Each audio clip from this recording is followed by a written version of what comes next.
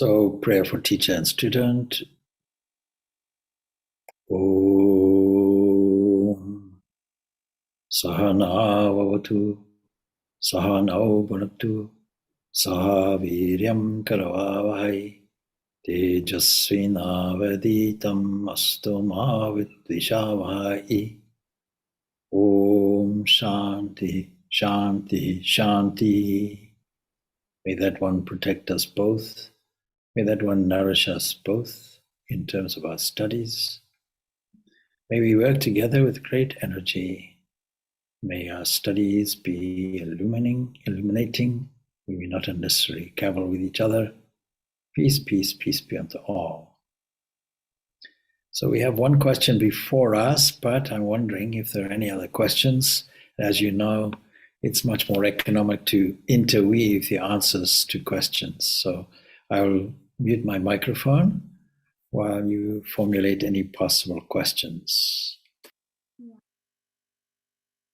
I have a question actually. Actually, in one of the speech of Swami Purnananda, he said that learn to listen to the mind, because mind utters the Guru mantra. You have to listen to the mind.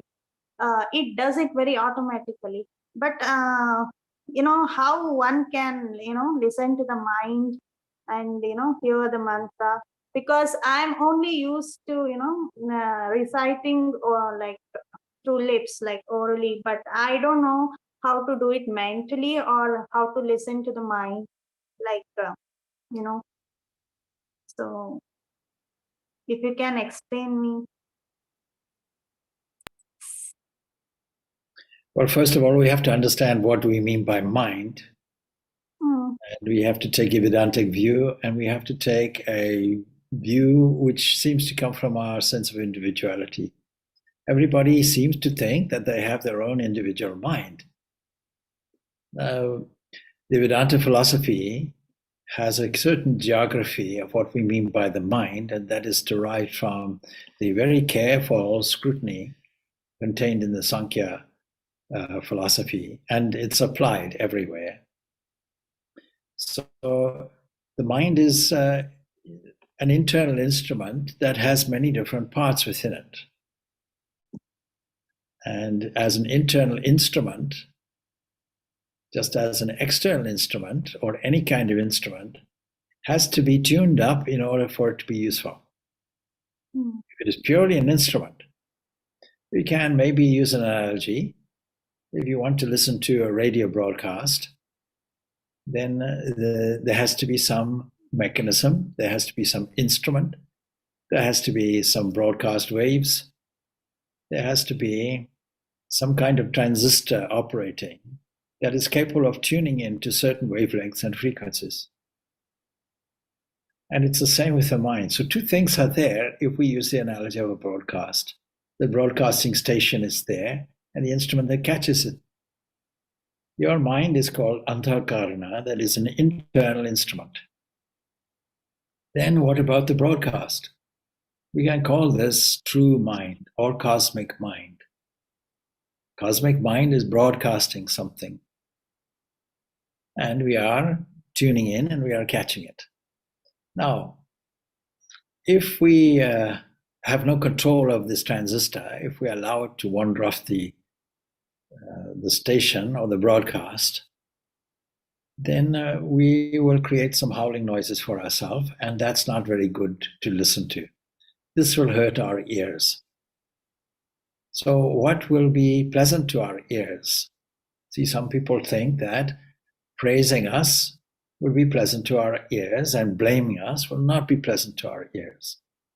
Some people will feel that some kind of music is pleasant to our ears and some is not so pleasant to our ears. We create some howling noises. So what is pleasant and unpleasant? This selection has nothing to do with the instrument itself, except that it is not being used in a correct way or not being adopted and not being taken. And the greatest instrument within this arrangement is our power of attention. How do you direct this attention? Something like a beam that when we do it consistently and in a projected way, will be a revealing factor.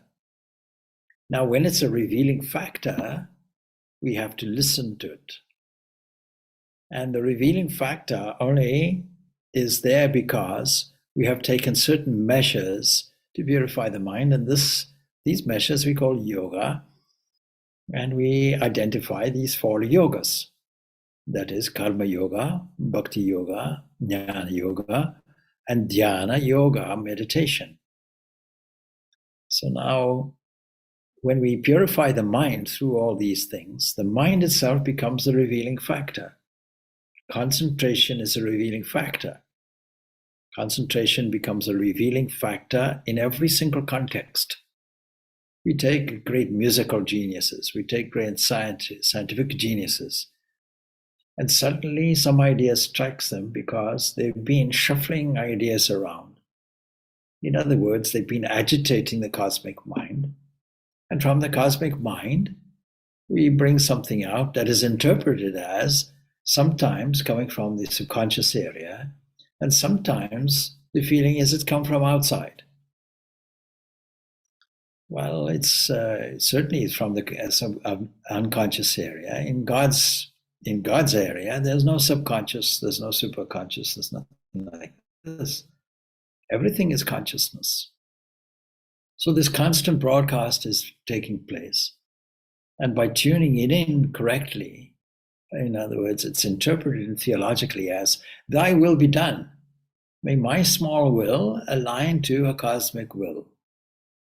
And when that happens, the mind then becomes the illuminating factor. Initially, we take it as something separate to be purified and to be made illuminating. This we pick up in the Gayatri Mantra. They let us meditate, see, on this illuminating factor, something like the sun that illuminates everywhere. And may this illumination, and that illuminates even what we call that aspect of the mind, which is the intellect, may it illuminate my mind or my intellect. Now, when we use the term intellect, we have to bring out buddhi. Buddhi means intellect. One of enlightened intellect is called Buddha. And so it is this enlightened intellect that becomes a true reflection of the original light within us.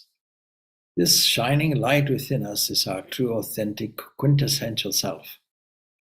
We call this Atman. And Atman then shines in an uninhibited way.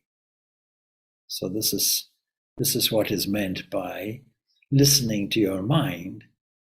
It means that it's not that your mind is a separate entity. It means listening, as it were, or tuning, as it were, to the cosmic mind and using your particular localized variation of it, reflection of it. Now, I mentioned karma yoga as one of the various yogas. Most people are engaged in it. And so that leads me then to another question, which was sent to me by text. Let me just raise the question up. Or actually, the questioner may be here. Maybe you could just help me by repeating your question. Yes, Swami, I can mention it. So today when I was reading the Karma Yoga, there was a line which said that life itself is a state of continuous struggle between ourselves and everything outside. So the question came to my mind, what is the struggle that he is referring to? Because in our daily life, we struggle for various things, for education, career, setting our life straight, a lot of other things. But since it is coming from Swamiji, I'm very sure there's something beyond that what he has mentioned. So I was curious to understand what is the struggle that he is mentioning here. Okay, thank you.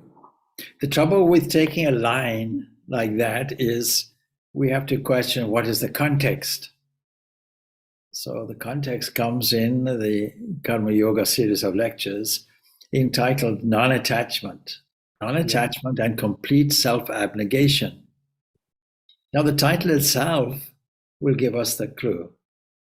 So the question is, the line itself is taken from a paragraph which begins, the second point to consider is, what is the end of work? Now, Swami Vivekananda will describe beautifully this struggle between good and evil and opposites. In the Rig Veda, we find one of the most ancient stories. Indra and Vritra make a combat. Now, what is the meaning behind that?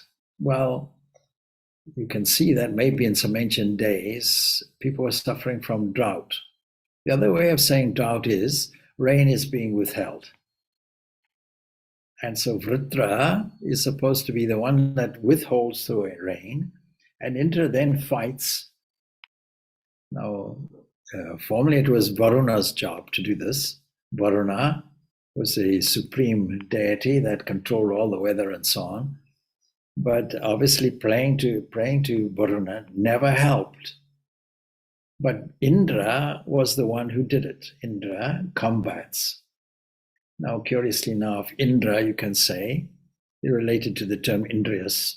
That means that part of the mind which is to do with sense perception. Sense perception is of two varieties. The eyes open and you see something. The ears open, you hear something. The mouth opens and speech happens. But actually, when these eyes and ears and so on close down, the internal senses are still operating. And that's a component of this internal instrument we were talking about. Because you can close your eyes and you can imagine, bring images, if you like, up from your previous experience. You have a whole album of photographs that you've taken along with associated meanings. And when the eyes close, what we call the waking state shuts down, the internal organs come up. This we call dream. And dream really is an expression of this cosmic mind. What we call actually the golden womb, Hiranyagarbha, and what is in the Puranas is called Brahma. Not to be confused with Brahman or confused with Brahmins. So Brahma is that creative aspect that produces all of these phenomena. And so anyway, Indra is that mobilizing force that managed to make warfare with the key obstacle in life, namely the provision of waters. And waters come from the evaporated process going on from the oceans, leaving the salt behind, assembling clouds.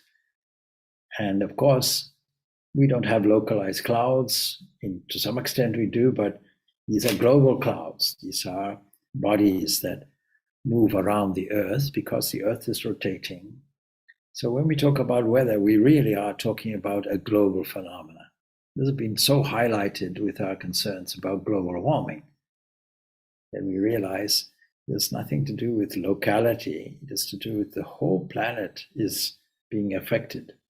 Global warming, exactly that. So what is life? Life is defined really as this battle between Indra and Vritra. And you cannot have one without the other. It's a continuous struggle. And from the whole thesis, if you will, the whole book, The Origin of the Species, or the longer title is there anyway, that Charles Darwin and Wallace were both concerned with the same thing. And there was a Victorian idea that life really is brutal. Life is just rending tooth and claw. And Swami Vivekananda in his Raja Yoga, the last commentary he makes in that wonderful, wonderful commentary on Patanjali Yoga Sutras, he gives a different idea of what is nature. It is not to do with rending it tooth and claw. It is not to do with struggle and survival only. No, It's a little like a pendulum. It swings one way, it's going to swing back the other way, and good and evil and contrasts are necessary, without which life cannot operate. So what is our role in this? If we take ourselves to be an individual, then we tend to put against ourselves all kinds of people and places and events that seem antagonistic toward us. And that means that life seems a continuous struggle. Now, in this paragraph, Swami Vivekananda is saying the second point to consider. So then we have to ask, well, what is the first point? And the first point says that according to Karma Yoga, the action one has done cannot be destroyed until it has borne fruit. This is a law of causality, or determinism, if you will, that if there is a cause, there must be an effect. You can't have one without the other. And we have no control over the timing of the effect, though. But it has to come. It is an infallible principle. And if I do an evil deed, he says, I must suffer for it. There's no power in this universe to stop or stay it. And similarly, if I do a good deed, there's no power in the universe which can stop its bearing good results. We have to point out that no deeds occur by themselves. This internal instrument has to be mobilized. There has to be some intention behind it. Whether it is an obvious intention or whether it is an unconscious reaction. So I often quote the example that I once saw from Stephen Hawking, who gives a kind of thought experiment. Supposing you empty a hall, in this case, I think it's Cambridge dining hall. I might be mistaken about the Cambridge, I'm not sure. And you fill it with ball bearings, small steel balls, and you pack it as tightly as you can. What will happen? Now, it's a question I ask people, what will happen? And they come up with many, many different ideas, but I can tell you, nothing will happen. Nothing will happen because you need a gap. As soon as you remove a few of these ball bearings and make an asymmetry, then they start shuffling around. Movement starts happening. And you see in the Sankhya arrangement of all the categories that we call nature, Prakriti, that is nature itself, has contained within it a potentiality of 3 evolutionary forces going on, which we call gunas. Well, if they're held in potentiality, nothing is shuffling around, nothing is moving. It requires some kind of movement, some kind of inequality where there's an eruption that occurs, and then we have the evolutionary process that we call life. So life is uneven, and life is based on a principle of frustration. And Swami Vivekananda puts it out like this, that most people are expecting some kind of perfection in life. So he says in his first point that this good and evil are intimately connected with each other. And we can't really draw a line of demarcation to say that one action is entirely good, another entirely evil, because he points out that every good action will also be accompanied by an element of evil. And he gives an example. He says, I'm talking to you, because he's giving a lecture. And during this talk, you may think that things are just very good, very sweet to the ears, very elevating. But you cannot have such a talk until and unless you are destroying probably millions of microbes, millions of life, things living. You may think that vegetarianism is very good. I once heard somebody say, you see, I'm a vegetarian because I hate plants. It's my revenge against plants. It was a joke, of course. But the point is, you cannot have goodness without the opposite destruction. And so, naturally, in Africa, because elephants have been almost squeezed into certain areas, even though the areas are vast, they do an enormous amount of bad because they rub up against trees and spoil all the vegetation.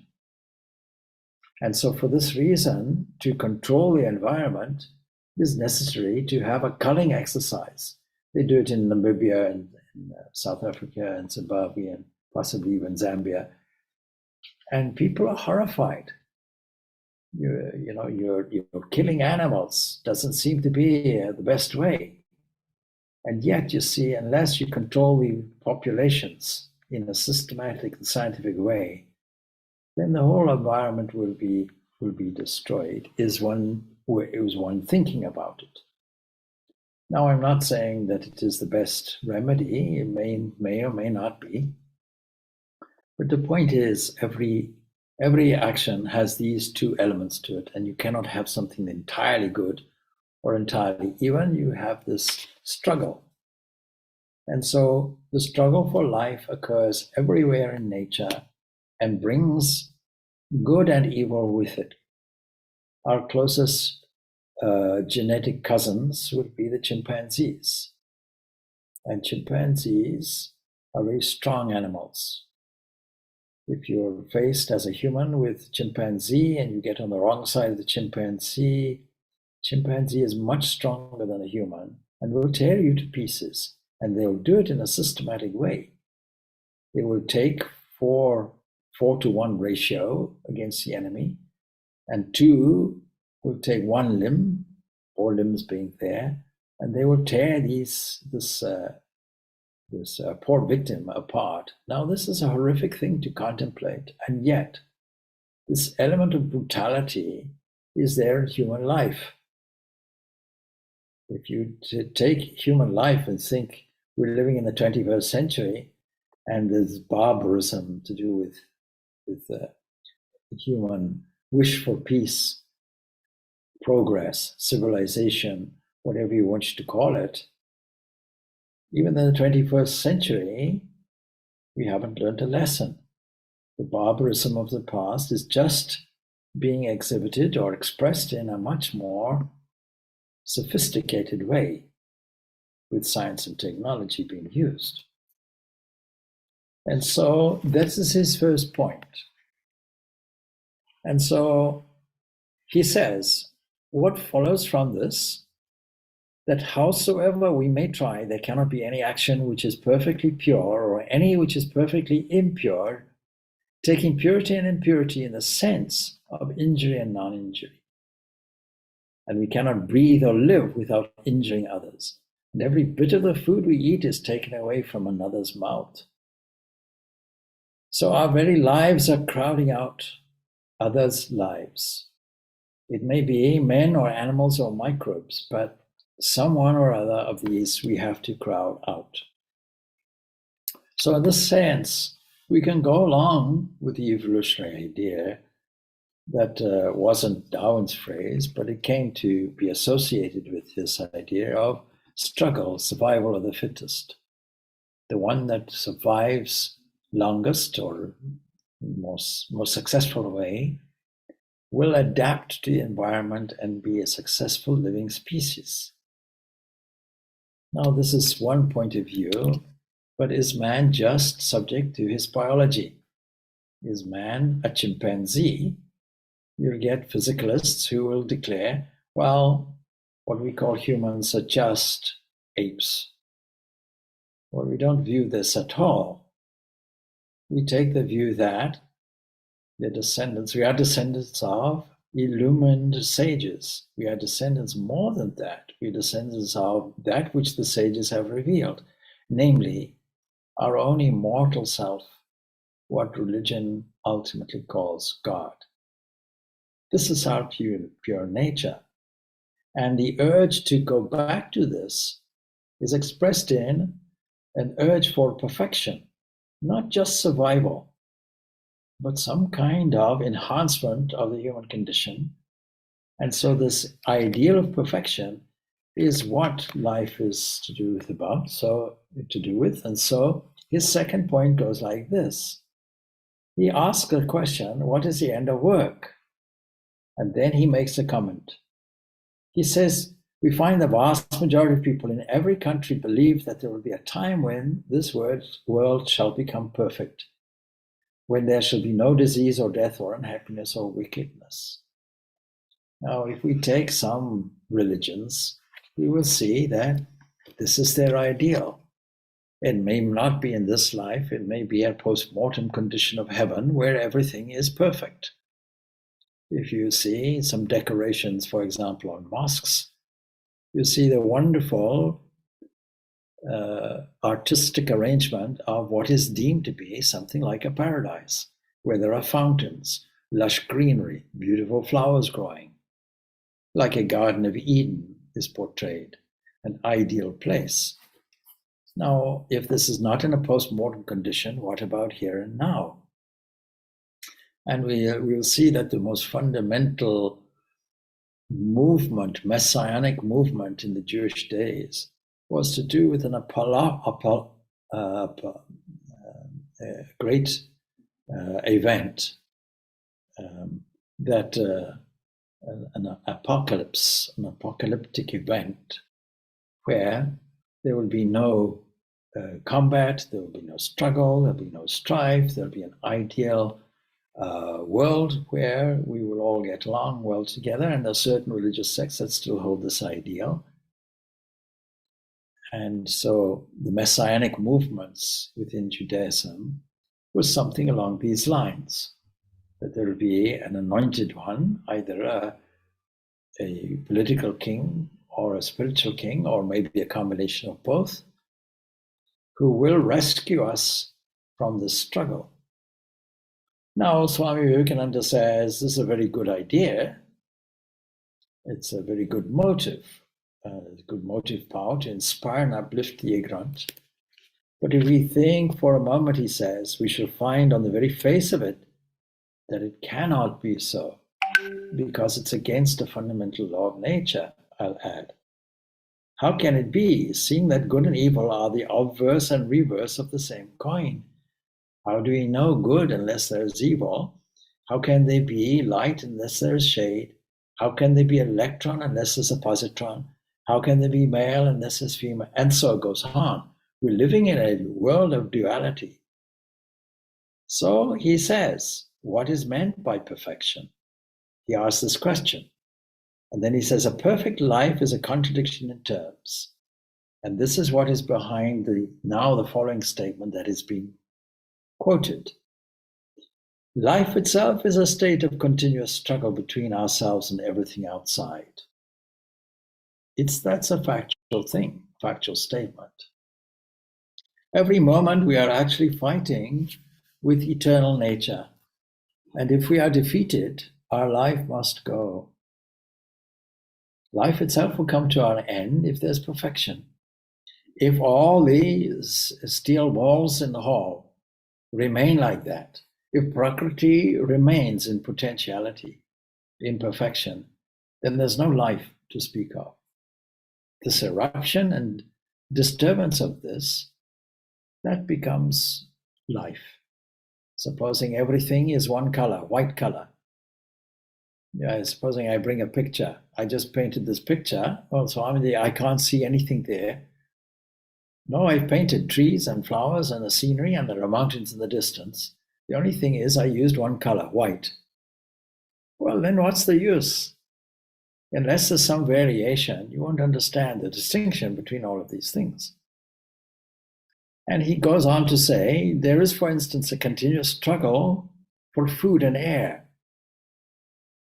This is a statement that he's making. It's there for all time, and it's there now. Not just for ourselves, not just as humans. If you go to the Amazon forest, you'll see there are various strata of vegetation. And you'll see that the reason why trees are so tall is that because of the dense foliage, they want to reach the sunlight. And there's a competition for it. And when trees are overshadowing other plants, the plants diminish or they adapt.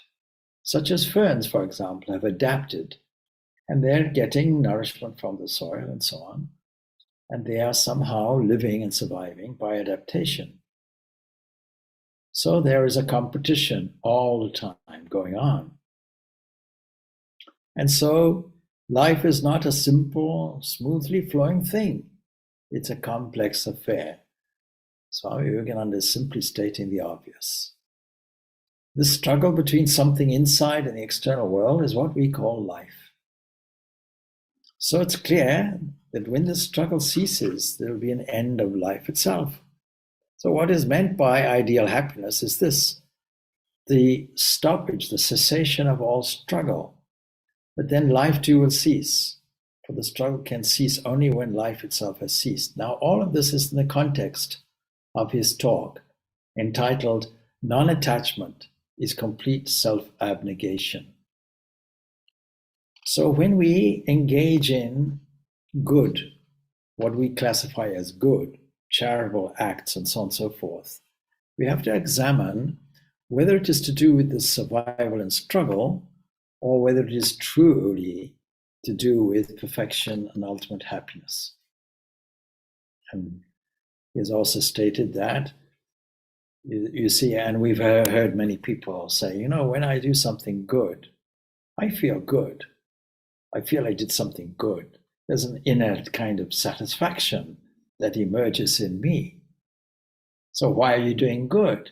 You're doing good because of some selfishness. But selfishness is not the highest good. When you have eliminated any sense of self, any motivation for anything, then you have reached the highest. Now, all yogas are to do with purification of the mind, as we said earlier to the previous question. It is only purifying the mind. When the instrument becomes purified, then it becomes the guru. It becomes the guiding light. It becomes a revealing factor. It becomes like an illuminating laser beam that reveals the truth of what is within. And then he goes on then to say that in terms of ideas of ethics, if people are really good, it cannot but be based on the highest self-abnegation.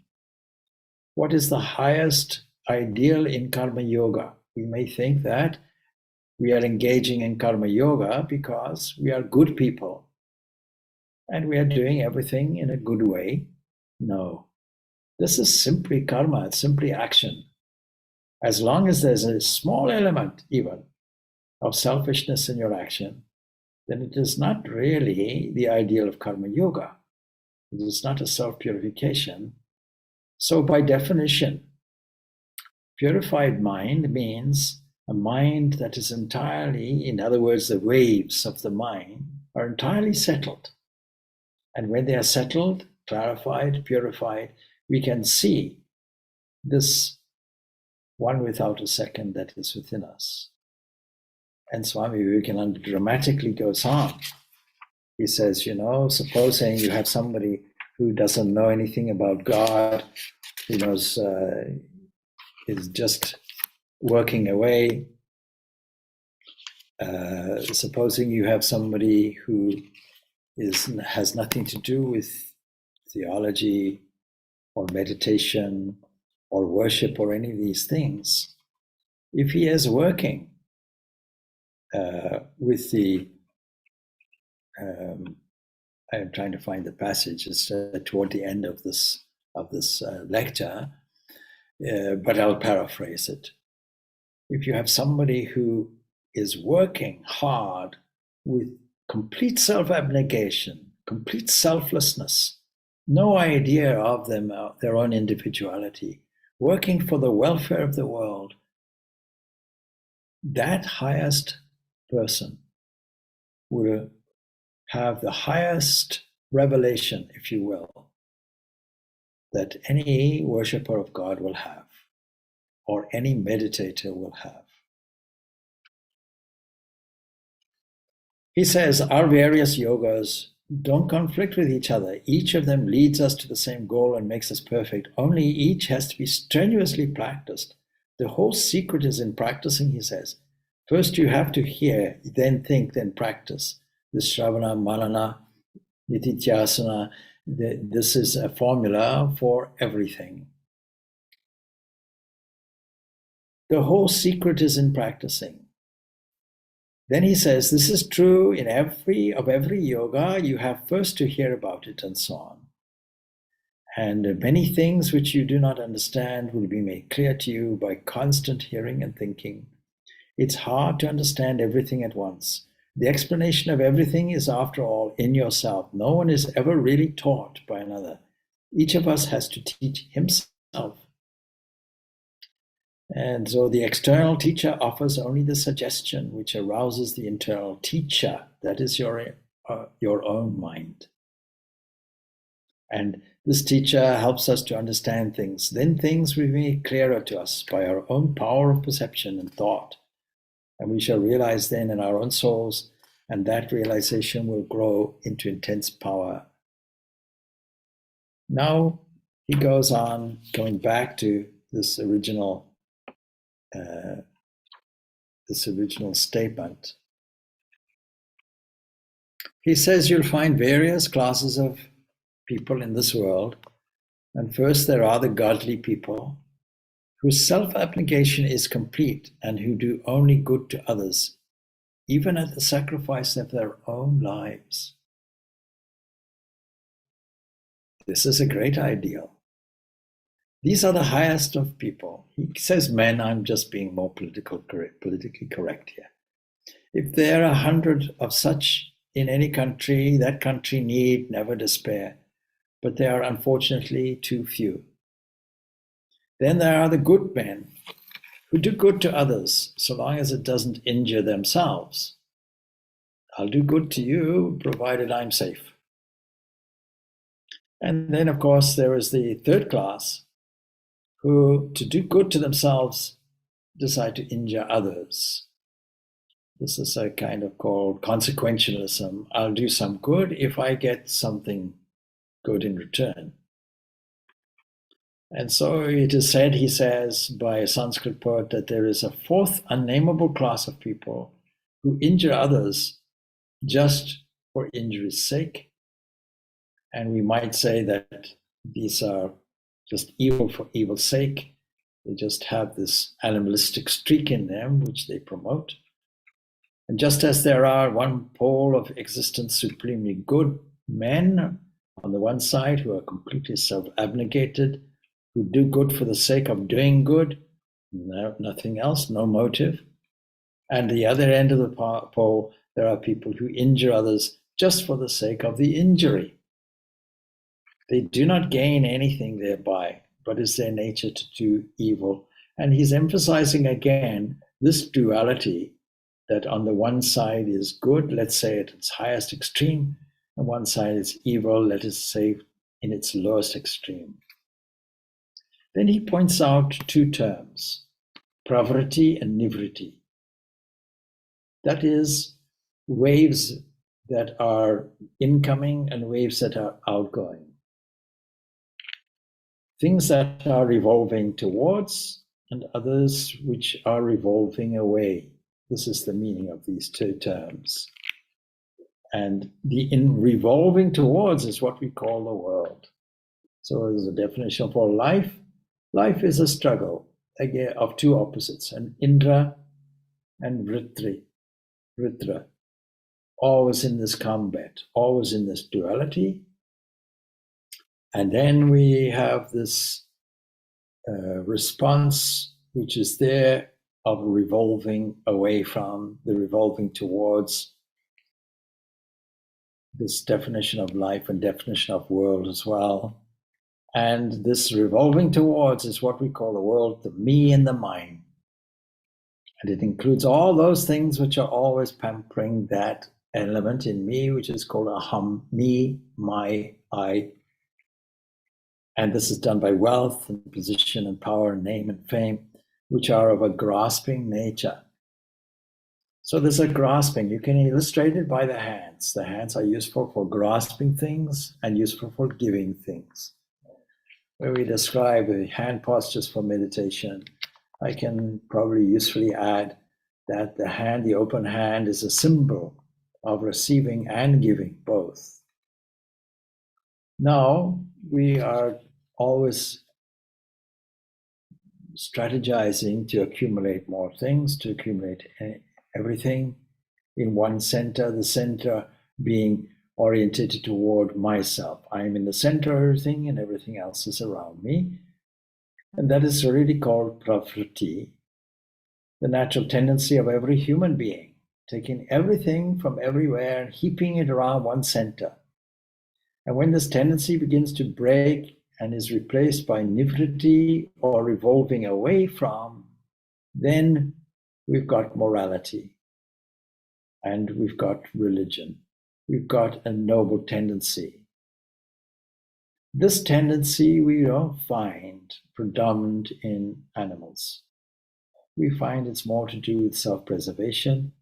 The mammals become a more sophisticated variety of this, and trees and plants are doing no harm to anybody. But you see, this pravriti and nivriti are of the nature of work. What is work? We have to use Newton's idea that force moving on something or impinging on an object makes something move. And without that force, nothing will move. And then without a restraining force, we cannot stop the momentum which has been given. Momentum is mass, the weight of an object times velocity. Nivriti, on the other hand, is the fundamental basis, he says, of all morality and religion, and the very culmination of it is entire self-abnegation, readiness to sacrifice mind and body and everything for another being. And he says, when a man has reached that state, he has attained to the perfection of karma yoga. This is the highest result of good works. And although a person has not studied a single system of philosophy, although he has no belief in any God, and has never believes in such a thing, although he has not prayed even once in his whole life, if the simple power of good actions has brought him to that state where he is ready to give up his life and all else for others, he has arrived at the same point in which the religious man will come through his prayers and the philosopher through his knowledge. So you find that the philosopher, the worker, and the devotee all meet at one central point, and that one point being self-abnegation. Now, this is why we study as a kind of key expression of our work at this Vedanta Society, where we lead people to a point of self-abnegation by telling people that the biggest stumbling block, the biggest enemy, the biggest vritra that you have is this concept of self, this rallying point, central point. And that really engages in this life struggle. So how to get out of the struggle without taking life away? We take that component of this life, this rallying point, which we call self or selfishness or egoism, by identifying what the specific one is for us and how can we now usefully employ it to get the maximum from life so that we are doing the highest good by virtue of this self-abnegation. In simple terms, if I'm continuously concerned with myself, my self-image, if I'm continuously concerned with doing an action and what will I gain from it, either materially or in terms of prestige or status or some such inflation of this sense of self.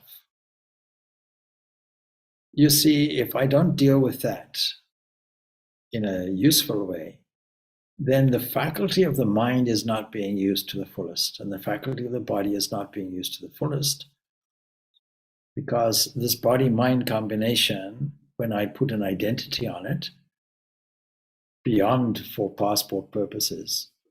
That means that all of my actions will be binding, and it will not create the purity of mind that is necessary for me to be able to listen to the mind. Listening to the mind means listening to the purified mind. We take it for granted. Otherwise, you see, if you're listening to the mind in any other state, you'll be listening to howling noises. You'll be involved in psychological disturbances. And it's these psychological disturbances that are obscuring the real self that is behind us. So, however much the various systems, says Swami Vivekananda, of philosophy and religion may differ, all mankind stands in reverence and awe before the person who is ready to sacrifice himself for others. And this is an intrinsic feeling that we have. When somebody acts in a selfless way, completely selfless way, we really call this heroism. We give medals out. Here it is not at all a question of creed or doctrine. And in another place, Swami Vivekananda will make this famous statement: "He who lives for others lives. The rest are more dead than alive." And even men, he says, who are very much opposed to all religious ideas, feel when they see one of these acts of complete self-sacrifice that they must revere it. And haven't you seen even a most bigoted person, a most bigoted Christian, when he reads, and in those days the only information, let us say, about Buddha and Buddha's life was in Edwin Arnold's book, The Light of Asia. Anybody who reads this will stand in reverence of Buddha, who preached no God, nothing but self-sacrifice. The only thing is that the bigot doesn't know that his own end and aim in life is exactly the same as that of those with whom he differs. And he goes on to say that the worshipper, by keeping constantly before him the idea of God and living in holy surroundings, comes to the same point at last and says, "Thy will be done." Thy will be done means I then surrender my sense of individuality, and my mind, or my willing part, is tuned into cosmic will. And so he talks about this all in the context of self-abnegation. And keep nothing for yourself. That is self-abnegation. Then he points out the other yogas. The philosopher with his knowledge sees that the seeming self, see the language, seeming self, is a delusion and easily gives it up. Why would I hang on to something that is a delusion? So that too is self-abnegation. And karma, bhakti, and jnana all meet here, and this is what was meant by all the great preachers of ancient times when they taught that God is not the world. The world is one thing and God is another. This distinction is, of course, very true. What they mean by the world is selfishness. That's what they mean. Unselfishness is God. One man may be living on a throne in a golden palace and be perfectly unselfish, and then he is in God. Another man may live in a hut and wear rags and have nothing in this world, yet if he is selfish, he is an intensely worldly man. This is a wonderful lecture, and to do with this non-attachment and complete self-abnegation. Now, if you think that you should be detached from life in a different way, then you have missed the point. It is to enter into the world and be intensely active. It's not the activity that's the difficulty. It is the getting caught up in life as a struggle that is the difficulty. And as soon as the self-abnegation occurs, then the life as a struggle is gone. We're not trying to sustain one thing over another. Not at all. We're looking at life in a very different way and saying, yes, As long as you put yourself in a position and the world against yourself and make this interrelationship, it is a struggle, there's no doubt. And the examples given would be food and air. Well, we can put it in a more sophisticated way, because whatever activity we're doing to earn money would be to do with food. And yes, we can take breathing is an activity we take for granted, no doubt. But imagine now if you're immersed in a water or something, or in a situation of suffocation, you will struggle for air. If you look at any aspect of life, you'll see the struggle to keep the lungs moving, keep the body alive, and do it by as many different means as you possibly can. So I hope that that clarifies this. I'm leaving another few minutes, like another 5 minutes, for additional questions.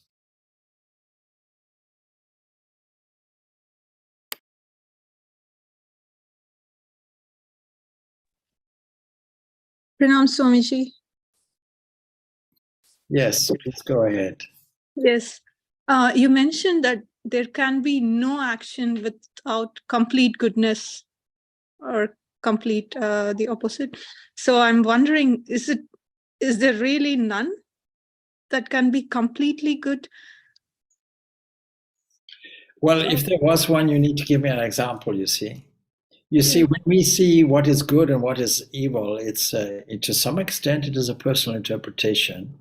But when we talk about good and evil, we're really talking about the whole aspect of morality. And this kind of morality being described is complete selflessness. This is where you come across the highest morality. You see, this is not so in what we otherwise call nature. Other aspects of nature don't have this evaluation. A crocodile has to eat. You see, and actually Swami Vivekananda gives an example of the tiger. He says, you see, if the tiger is a religious animal, it'll pray to God and say, this unfortunate life, you see, man is not giving himself to me to eat. I have to eat. And there's man defending himself. That's a kind of evil in terms of the tiger's evaluation of things. When we look at food and air, look at these two components that are mentioned by Swami Vivekananda. In order to eat, some life has to be sacrificed. Even if you're the most careful and conscientious vegan, you'll still be taking the life of a living entity. Breathing, you're destroying billions and billions of microbes. Billions of microbes are destroyed every day when you immerse yourself in water and bathe the body. I'm not suggesting that you should not bathe. I'm saying this is a fact. That creation and destruction are two sides of the same coin. You see it in the Trinity, the Hindu Trinity, that there's a creator and then there's a dissolver of things, a projection and a dissolution. This is the nature of life. And life has to continue in this way. But what we mean by the highest good, Swami Vivekananda is making the point, is the highest state of selflessness. So that when we do an action, we're not having any kind of motive, subtle or otherwise, in doing it. And this creates a benefit to us, unseen and unknown, really, that when we focus our full concentration and attention on a single unit activity and do it with the highest possible intention, the highest possible selflessness. Now, when we talk about karma yoga, there's a term that I often introduce that is called karma bhakti. That is, we do all actions out of love of God. This creates an element of sweetness to this karma yoga. And it becomes completely selfless. If you love somebody, then you'll surely give them everything and won't ask anything in return. In fact, this is really how we love God, because God is lovable.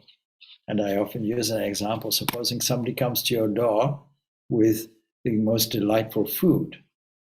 Well, let us, for the time being, be a little evil and call it chocolate cake. Comes to your door every day. Here. Now, forgetting about the diabetic inferences and all of this, supposing chocolate cake does you no harm, and it's made with love and presented at your door every day by your neighbor, and surely you'll be suspecting there's a catch. Why would you do this? And the neighbor says, well, I'm just giving you it. I'm not doing it for anything. I just thought you will enjoy chocolate cake. That's all, finished. Here. And every day it happens. You see, if you take the general human behavior, it's not really like that.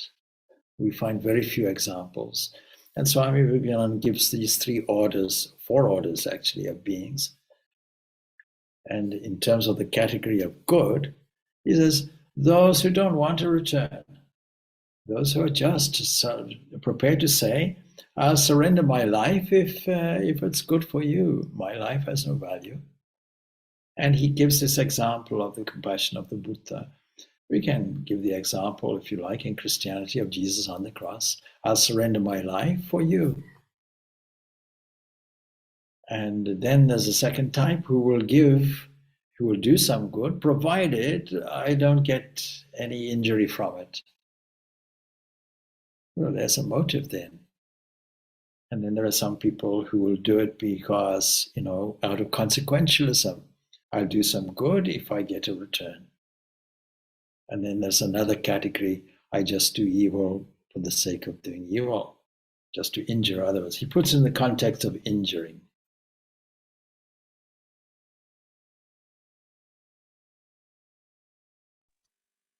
Thank you, Swamiji.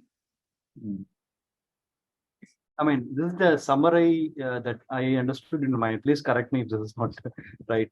So, Swamiji has expressed this in the context of an highest ideal of selflessness, that the struggle of us understanding who we are really, that is a real struggle that he is referring to in terms of us when we interact with the external world, we tend to get caught and lose who is the real self. So is this the struggle that he is referring to here? No, life is defined as a struggle. How you get out of that struggle, well, you stand in a different place. You accept that there is a struggle going on, and what is the way out, as it were? The way out is to take yourself out as an individual entity. Take yourself out of the equation. It's called self-abnegation. I take my I out of the equation. As soon as I do that, these questions don't arise. As soon as I take myself out of the good-evil plus-minus syndrome, I put myself in the free position. As soon as I am prepared, one way or the other, to take this I out of the equation, then I cease to struggle. Okay. My struggle only occurs when I put myself into the life of the struggle. When I take myself out of the life of the struggle is not a difficulty for me. It's no longer a struggle. I can't. And there's an additional component that I can add.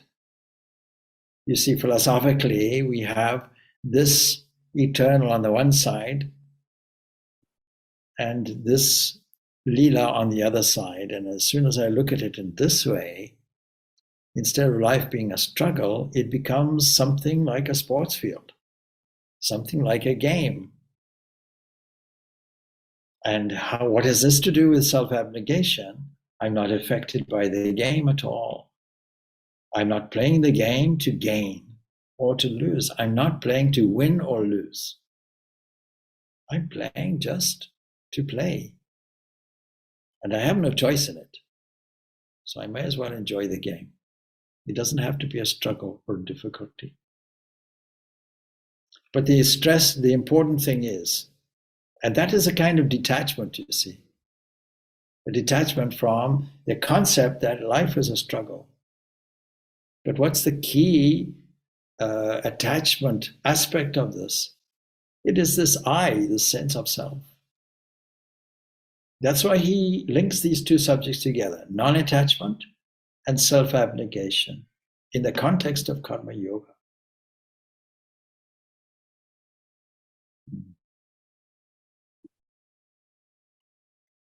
All right, good. So we can leave it there. Om Shanti, Shanti, Shanti. Peace, peace, peace be unto all. And just make one last comment, though. You see, if we enter into the delusion of life, life is a struggle from the normal way of looking at it, no doubt. It's designed to be like that because it is prakriti. That means it's not perfect. It's imperfect. It's asymmetrical. As soon as we understand that aspect of it, and then you link it to taking myself out of the equation, then we have to rephrase the language and say, struggle is only applied to those people who are involved in it, if you're taking it personally, not as a principle. As a principle, we accept it. But if you take it personally, if you put an I in there, I am struggling, then you've misunderstood. I am struggling to find this perfection. This is the very first point. Most people, he says, are doing that.